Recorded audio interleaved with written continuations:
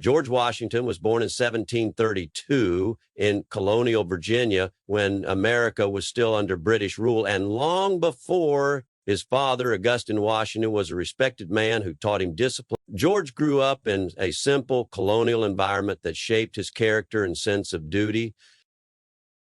When George was only 11 years old, his father passed away, a loss that forced him to grow up early and accept. As a teenager, Washington worked as a land surveyor, traveling through forests and frontier areas that were dangerous and challenging.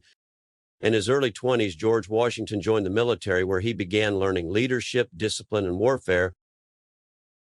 During this period, British rule over the colonies became harsh and strict, limiting the freedoms of ordinary colonists. In 1775, George Washington was appointed commander-in-chief of the Continental Army, tasked with leading an inexperienced force. His army was undertrained, poorly equipped, and faced enormous challenges against the powerful British military. Freezing winters, disease, and repeated defeats, Washington remained steadfast, motivating his soldiers and keeping the army united. Through careful strategy, courage, and patience, Washington slowly transformed his army into an effective fighting force. After the war, many wanted Washington to seize power, but he refused, choosing democracy over personal glory.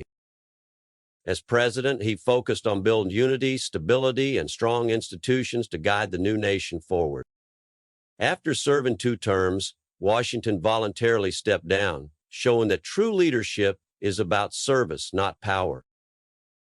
In 1799, George Washington died at the age of 67, leaving a legacy as the father of the nation.